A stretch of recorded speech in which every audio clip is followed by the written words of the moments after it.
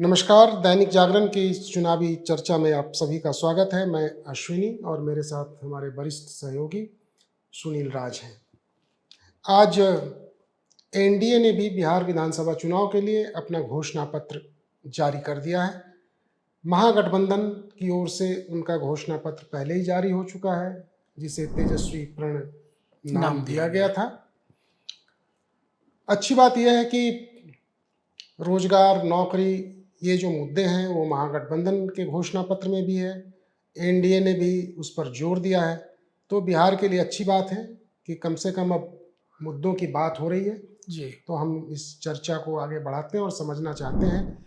सबसे पहले तो आज एनडीए ने अपना, सुनील जी, आज एनडीए ने जो घोषणा पत्र जारी किया है जी, तो इसके जो की पॉइंट्स हैं, क्या क्या प्रमुख बातें हैं जो आप बताना चाहेंगे?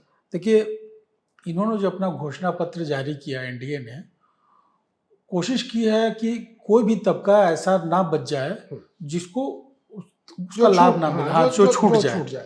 जैसे इन्होंने 1 करोड़ रोजगार और नौकरी की बात की है, जो मुख्यमंत्री पहले भी कहते रहे कि हम 1 करोड़ लोगों को नौकरी रोजगार देंगे। ये एनडीए की ओर से कहा गया, ये एनडीए की ओर से कहा गया।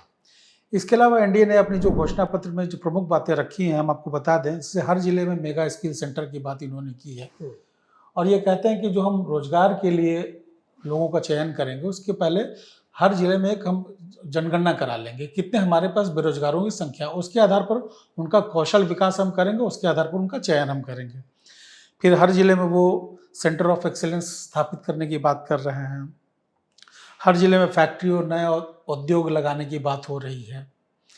मगर सबसे ज़्यादा थ्रस्ट जो उनका है वो क्या है, वो नौकरी और रोजगार पर ही।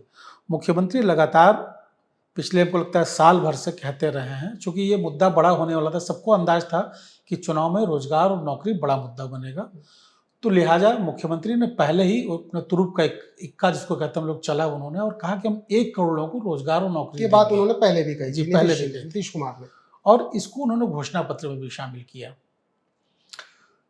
एनडीए को भी, महागठबंधन को भी अंदाजा था कि एनडीए ऐसी कोई घोषणा कर सकता है, लिहाजा उसने भी एक चाल चली और बहुत सहजता से उसने अपने घोषणा पत्र में इस मुद्दे को शामिल किया, और उसने अनाउंस किया।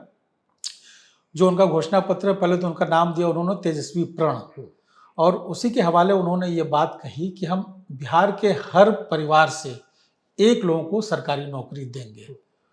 तो आप अंदाज कर सकते हैं, लगभग 13 करोड़ फैमिलीज हैं बिहार में, आबादी यहाँ है बिहार में, उसमें से हर परिवार से 1 को नौकरी सरकारी देने की बात उन्होंने की है, जो एक बड़ा दांव है, 2-2.5 करोड़ के आसपास। जी। और इसके अलावा वो 1.25 करोड़ रोजगार देने की भी बात कर रहे हैं।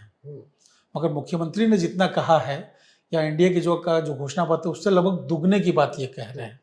अब ये डिपेंड करता है कि ये काम होगा कैसे।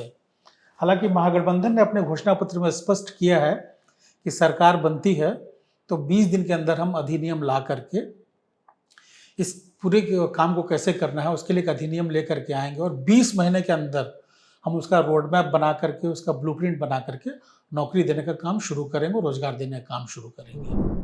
तो ये है बेसिक इनका थ्रस्ट रोजगार को लेकर के। मतलब कि ये चुनाव जो रोजगार और नौकरी, अनएम्प्लॉयमेंट, ये जो सारे मुद्दे उठे थे, तो वो मुद्दे थोड़े प्रभावी होते दिख रहे हैं पॉलिटिकल पार्टीज के मंच पर। जो उनका जो सही है, जो राजनीतिक ये है एजेंडा है, उस एजेंडे में उसको शामिल किया है इन लोगों ने जी। अब ये और बात है कि इसका ऐसा कोई करेंगे, लेकिन इस तरीके का कोई बहुत क्लियर कट कि जिससे कि एक आश्वस्ति हो जी कि नहीं वाकई ऐसा होगा, क्योंकि उस पर तो क्वेश्चंस तो आखिर उठेंगे ना कि आपके पास आखिर उसका तरीका क्या होगा, आपके पास कहाँ से लाएंगे, आपका बजट क्या है, आपके साधन संसाधन क्या हैं, पैसे कहाँ से आएंगे, वो तमाम चीज़ें हैं। फिलहाल चूंकि अब दोनों ने अपने घोषणा, किसानों के लिए भी एनडीए ने घोषणा की है उन्होंने, साथ किसान सम्मान निधि की बात उन्होंने, किसान सम्मान निधि जो पहले 6,000 रुपए थी उसको बढ़ा करके 9,000 रुपए कर दिया है। ये तो पूरे देश के किसानों के लिए 6,000 रुपया है। नहीं, मेरी जहाँ तक समझ है, हमको लगता है कि चूंकि ये बिहार का चुनाव है और बिहार में ये घोषणा हो रही है, तो फिलहाल ये बिहार के लिए होगा। आगे भविष्य में लोकसभा के चुनाव होते हैं तो केंद्र सरकार नहीं, अगर बिहार के लोगों को, सिर्फ बिहार के किसानों को 9,000 रुपया अगर मान लिया जाए दिया जाएगा, जी। सम्मान निधि अगर दी जाएगी, तो जी। क्या दूसरे राज्य, क्योंकि वो तो नेशनल नेचुरली लेवल पे वो बातें हो जाएंगी ना फिर। बात सही है, बात तो उठनी ही है और उठेगी ही उठेगी। हाँ। हालांकि अब ये कितना इम्प्लीमेंट हो सकता है देश के स्तर पर, चूंकि देश में किसानों की आबादी काफ़ी बड़ी है। हाँ बिल्कुल है। ठीक मतलब अभी बिहार के फौरी तौर पर बिहार के चुनाव को देखते हुए जो एनडीए ने जो ये दिया है कि 9,000 रुपया किसानों को हम देंगे, जी सम्मान निधि की राशि जो है जी 6,000 रुपया ऑलरेडी पहले से मिल रहा है। जी। कहीं ऐसा तो नहीं है कि वो 6,000 रुपये अलग हैं, 9,000 रुपये अलग मिलेंगे? नहीं, ऐसा तो उसमें कुछ स्पष्ट अभी नहीं किया क्लियर गया है, नहीं अभी किया। क्लियर नहीं हुआ। और महागठबंधन ने जो अपने घोषणा पत्र में जो किसानों के लिए घोषणाएं की हैं, उसमें उसने कुछ पैसे की बात ऐसा सच की नहीं है। उसका जो थ्रस्ट है कि जैसे किसानों की जो फसल होती है उसका एमएसपी, जो न्यूनतम समर्थन मूल्य है, किसानों को मिले, इसकी बात वो कर रहे हैं कि हम किसानों को न्यूनतम समर्थन मूल्य पर उनसे मक्का है, दलहन है, तिलहन है, गेहूं है, इस तरह की चीज़ों की खरीद करेंगे और पंचायत स्तर पर इसके लिए केंद्र बना करके हम उसकी खरीदारी करेंगे। तो एक बड़े राहत की बात है भी ये कि चूंकि बिहार में जो मंडी की व्यवस्था समाप्त होने के बाद किसानों के लिए थोड़ी समस्या थी, तो ये एक बड़ी घोषणा है। फिर उन्होंने घोषणा की कि मंडी और बाजारों को पुनर्जीवित किया जाएगा महागठबंधन ने। तो भविष्य में इसको हम लोग कंपेयर करेंगे, देखेंगे कि ये काम वास्तव में धरातल पर कितना उतरा। तो घोषणाएं दोनों लोग, कोशिश ये हो रही है कि दोनों गठबंधन जो बिहार के हैं वो ये कोशिश कर रहे हैं कि वो जनता तक ज़्यादा से ज़्यादा उनकी भागीदारी सुनिश्चित कर सकें। ये कोशिश दोनों गठबंधन की तरफ से यही है। फिर जो स्किल डेवलपमेंट के लिए जो स्किल सेंटर्स की बात, तो स्किल सेंटर्स पहले से भी हैं।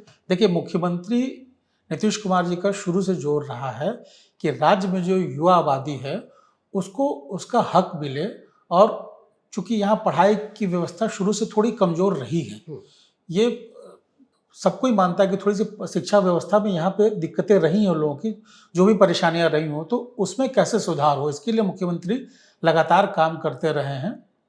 और पहले भी यहाँ पर स्किल सेंटर को लेकर के, कौशल विकास को लेकर के लगातार बात होती रही और काम भी होते रहे। तो अभी जो एनडीए का जो मैनिफेस्टो आया है, तो उसमें कितने ऐसे सेंटर्स की बात की है इन्होंने? देखिए, इन्होंने स्किल सेंटर जो है उसका तो अभी ठीक से अभी हमने उनका देखा भी नहीं है, एनडीए का घोषणा पत्र, मगर थोड़ा देखना पड़ेगा उसमें कि अभी कितने लोगों ने स्किल सेंटर बनाने की बात की है। फिर इंडस्ट्रियल हब की भी बात की गई है। जी, हर जिले में वो 10 नए औद्योगिक पार्क बनाने की बात वो कर रहे हैं। इसके अलावा 50,000 से अधिक एमएसएमई की बात भी वो कर रहे हैं।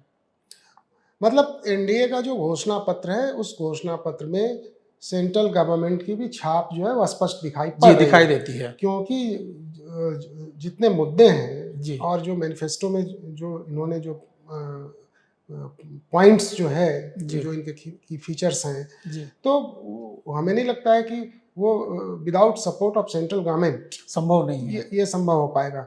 तो कहीं ना कहीं इस पर जो है वो केंद्र और राज्य, जो डबल इंजन की सरकार की जो बात होती रही है, तो वो डबल इंजन की सरकार की जो झलक है उसको ये दिखाने का, क्या इसको हम इस तरीके से सोच सकते हैं या समझ सकते हैं कि कहीं ना कहीं वो डबल इंजन का भी एक मैसेज देने का प्रयास है? नेचुरली देखिए, बिहार में लंबा साथ रहा है नीतीश कुमार जी का और भाजपा का, मतलब जदयू का और भाजपा का लंबा साथ रहा है, और ये साथ अभी आगे भी बरकरार रहेगा ही रहेगा। क्योंकि हमने जैसे पहले कहा कि मुख्यमंत्री का एजेंडा रहा है स्टेट का डेवलपमेंट, राज्य का विकास।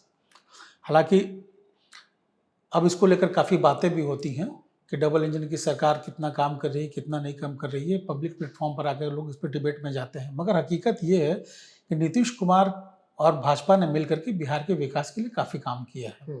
आप यहाँ की सड़कों को देखिए, यहाँ इंफ्रास्ट्रक्चर जो नए बन रहे हैं उनको देखिए, या बिजली के सेक्टर में देखिए। नहीं, वो ठीक है, वो सारी चीज़ें हैं, काम किया है, विकास तो भाई जो भी सरकार है उनको तो विकास तो करना ही है, उनको जनता इसलिए चुन ही रही है। अगर आप नहीं करेंगे तो आपके ऊपर सवाल होंगे, जैसे आज भी सवाल पुरानी चीज़ों को लेकर जो है सवाल किया जाता है। लेकिन उसके बाद क्या है कि पब्लिक का एक एक्सपेक्टेशन भी होता है ना, कि भाई दुनिया जिस दौर में जा रही है कि वो दुनिया के साथ जो है कदम ताल करता हुआ, वो जनता जो है, जो लोग हैं, जो युवा है, वो स्वयं को देखना चाहता है कि भाई हम दुनिया के साथ जो है कदम ताल कैसे कर सके।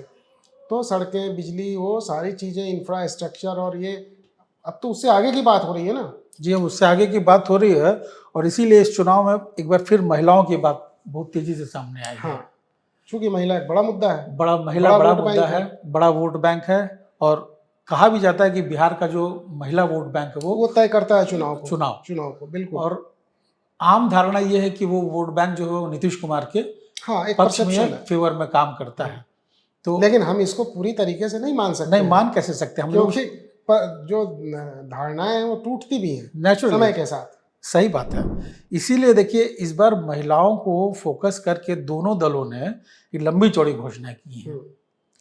जैसे चुनाव के ठीक पहले महिला रोजगार योजना एक लॉन्च की गई, कैबिनेट से उसकी अनुमति ली गई और महिलाओं के खाते में 10,000 रुपये डाले गए, इस कमिटमेंट के साथ कि अगर महिला 10,000 रुपये से कोई छोटा सा भी कारोबार शुरू करती है, व्यवसाय शुरू करती है, सरकार भविष्य में उसको 2 लाख रुपए तक की मदद देगी।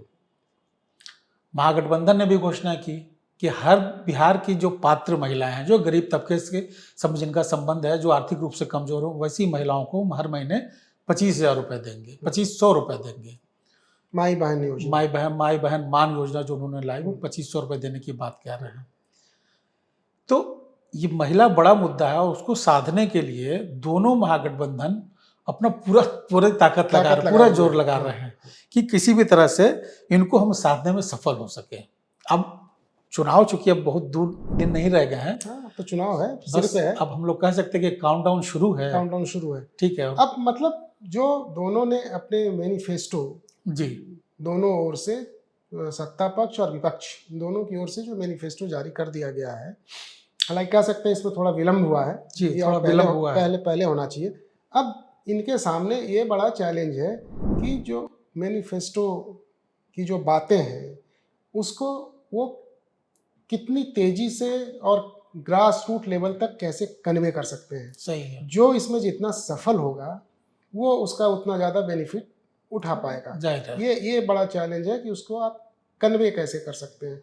कि एक जो परसेप्शन है, स्वाभाविक है कि सत्ता में जो लोग हैं, सरकार है, तो उनका तो एक परसेप्शन बिल्डअप होता चला आया है। अब उस परसेप्शन को तोड़ना कि भाई हम उससे आगे बढ़ के कर रहे हैं, हमारा सोच कुछ अलग है, हम उस तरीके से जो है डेवलपमेंट की बात कर रहे हैं, या जो चीज़ें बताई जा रही हैं इधर से सत्ता पक्ष की ओर से, वो चीज़ें हवाई हैं, तो वो उसको किस तरीके से कन्वे करते हैं इस पर डिपेंड बहुत सारा चीज़ डिपेंड करेगा। लेकिन दोनों के जो घोषणा पत्र हैं उसमें बिहार में जो हम पलायन की, बेरोजगारी की बात करते हैं, लोगों को काम, रोजगार, नौकरी घर में मिले, इसकी बात करते हैं, तो ये अच्छी बात है कि राजनीतिक दलों ने इसको प्राथमिकता दी है। ये बिहार के लिए अच्छी बात है। इस मामले में बिहार की जनता की कह सकते हैं कि हम कि जहाँ सिर्फ अभी जो है वो कास्ट एनालिसिस तो अभी भी है, कास्ट इक्वेशन, लेकिन कहीं ना कहीं उन सब के बीच ये मुद्दे अगर प्रभावी हो रहे हैं और बाध्य होना पड़ रहा है तो ये अच्छी बात है। हमें लगता है आने वाले समय में जो है चुनाव में देखिए क्या असर पड़ता है, फिर इस पर हम लोग चर्चा करेंगे। आप दर्शकों का बहुत बहुत धन्यवाद।